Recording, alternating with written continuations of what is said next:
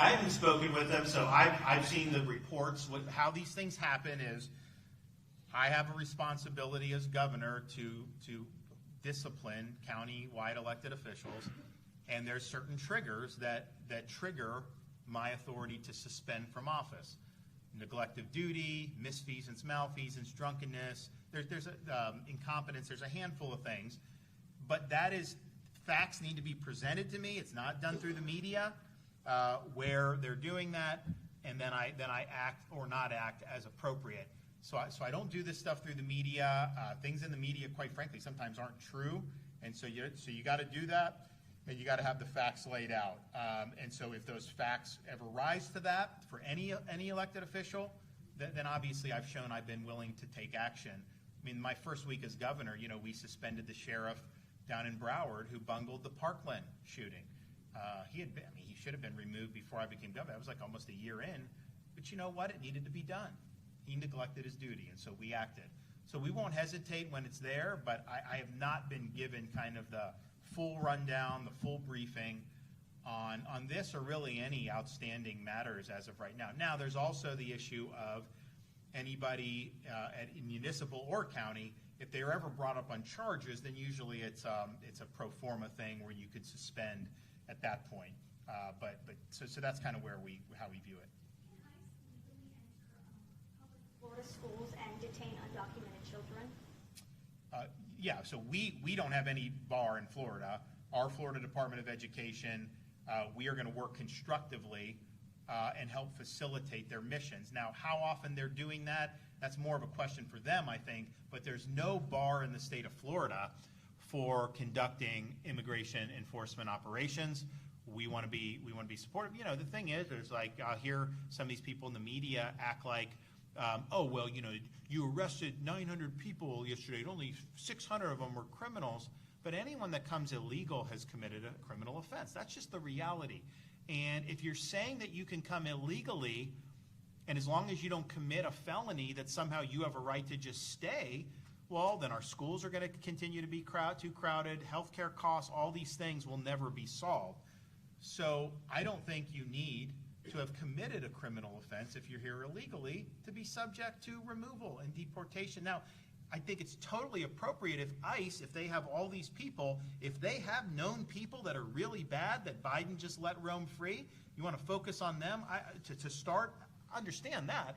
But just in the broad sweep of things, the legislature's bill, what underlines it is they have a belief that if you've come here illegally but not committed a felony offense, then you just shouldn't have immigration enforcement against you. I want to get them before there's any more victims. I want to get them to just uphold the rule of law.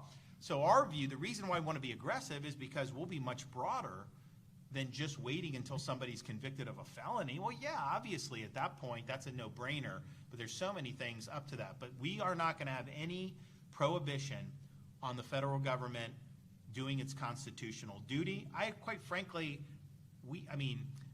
states can be sanctuary to a certain extent, but if they do have lawful basis to do things, it isn't like we would even be able to stop anyways. But we will affirmatively assist these operations across the state. It'll be probably more dependent on them to see like how they want to go in or what they want to do for different things. But what Biden did, they said you can't do sensitive, and they drew big circles around like any church, any school. The problem is once you've done that, there's almost no place that you could do. You could conduct a raid in the woods somewhere, right? Because of the way they did it.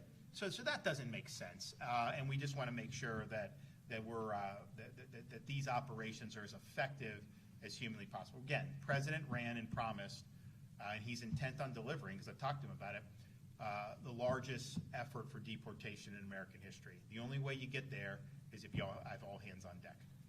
Legislature, Yep. Right here. Governor DeSantis, the Florida Legislature has historically been in pretty much lockstep with you. What factors could have gone into them changing on this issue? Well, historically, I've been lockstep with the voters, and they've seen that. And I think that has caused them to want to be on the right side of the voters. And I think on this situation, I'm on the right side of the voters, and they're not. So it's not about me. I think the media wants to make it about me, like, oh, they should just do what you say. honestly, if I had produced the policy that they produced, I would look in the mirror and say, you know what, they should probably oppose that. Obviously, I would never propose this stuff. But the question is are you doing your job to reflect the wishes of the people that put you there or not? So don't worry about being in lockstep with me. Be in lockstep with the campaign promises you made. Be in lockstep with what the voters want to see. And I can tell you there aren't voters that want catch and release. There aren't voters that want the ag commissioner to take this over and to neuter our state agencies and the governor. There aren't voters who think the quote Trump Act, which is supposed to be tough, would mention the word agriculture over 30 times and not mention the word deport one time in their bill. Not one time. So it's more about being in lockstep with the people that sent you there. And I think I've built up a lot of reservoir of goodwill amongst the voters, particularly that have elected the Republicans, because when I've told people I was going to do it, I did it. When I leaned in on issues when some voters were scratching their head, like on COVID, saying, you know what, we've got to have this state open. We've got to have schools open. We should not allow kids to be forced masked in school. All these things I was doing were not terribly popular, certainly with the media. And a lot of these politicians now who take credit for it oppose me privately, you know. But so even I think some of the Florida voters probably scratched their head at the time, but then they saw, you know what, this guy, he knew what he needed to do, he did it, stuck it out, and aren't we glad we're the free state of Florida? So they've seen me do this, and I think when you're talking about these legislative leaders, they don't know who they are. I think it's just this initial salvo. What you've seen is there's a difference between having a Republican majority and a conservative majority. We had a conservative majority the previous 2 years, and we produced more conservative policy victories than any state's ever done over a 2-year period. I think what you're seeing, and I think it's driven by the leadership, they're moving the Republicans in the legislature left. So it's not that when you move left, you're not going to be in lockstep with me, because I ain't on the left, and I ain't moving left. And I'm going to stay strong and bold, and that's what you got to do. But they are moving left. And I think it's just, when I became governor, this was a 50-50 state. Remember, people thought it was going to end up being a blue state. We now have 1.2 million almost more Republicans than Democrats. Now, some of that, there's a lot of positive to do that because, we basically neutered the Democratic Party in this state. The problem, though, is a lot of people now know, hey, in order to get elected, you have to be a Republican, right? Whereas it used not be. So you'll have people that may not necessarily be as committed to the mission of advancing bold colors, not pale pastels, like Reagan used to say. And so that gets reflected. But if the Florida legislature is going to try to move left, then I'm going to be there to fight back against that. I don't think you move left. I think you double down on success. Do what got you here. There's a reason why we've become a red state. Not because we've been milquetoast, not because we've had pale pastels, not because we're warmed over corporatism, which their bill basically is. No, it's because we've been bold. We put Floridians first. We've had huge contrast with the political left. We beat Disney in this state. When would anyone thought that would be possible? We beat gender ideology in this state. We beat critical race theory in this state. We are the first state to eliminate DE&I. All the great states. President Trump just did an executive order on the gender surgeries. Great. Florida banned that 2 years ago, right? So we've led on all these issues, and voters respond positively to that. So if the legislature is going to try to go left, if they're going to try to water down our stance against illegal immigration and try to be more corporatist and weak, that's not going to work. But it's not about me.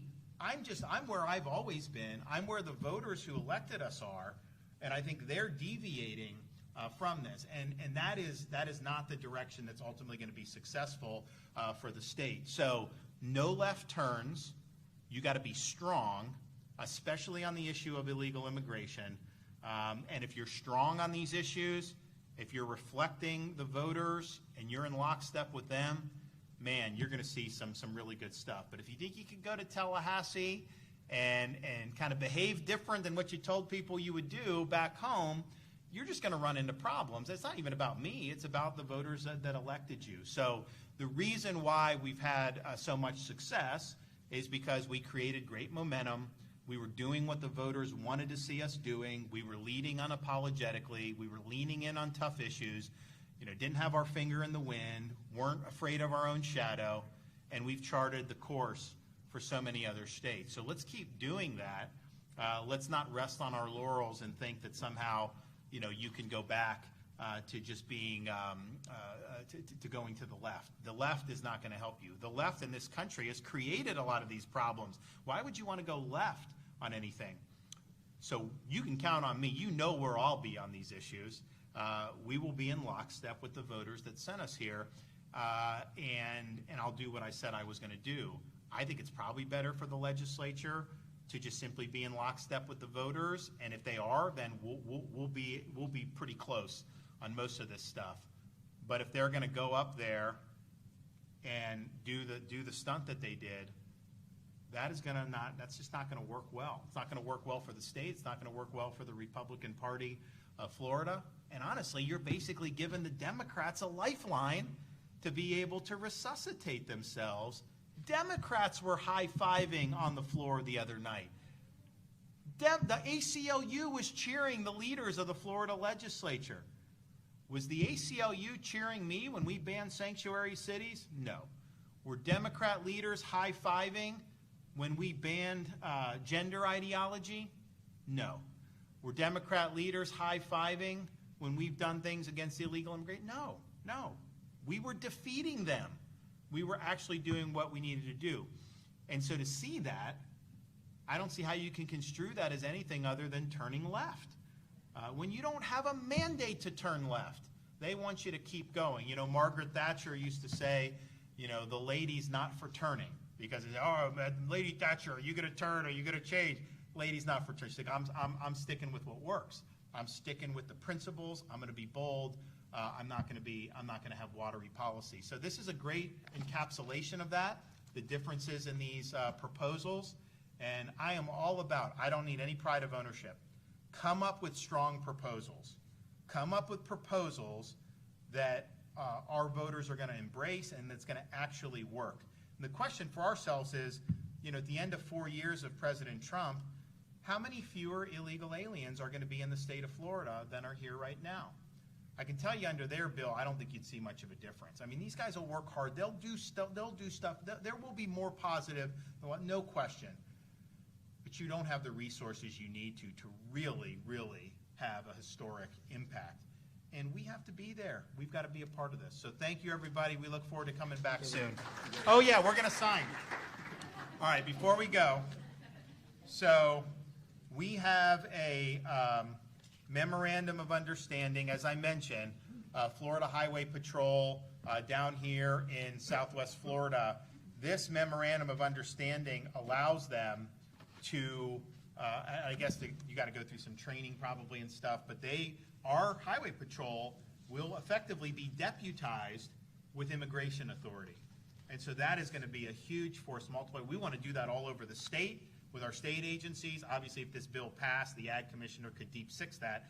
But we also want locals to be involved in this too. That's part of the reason why we're doing the bill. But I think this is exciting. So we'll both sign these here. So there, I'll give that as a souvenir. You have one of these already, but there you go. All right. There you go. Memorandum of Understanding.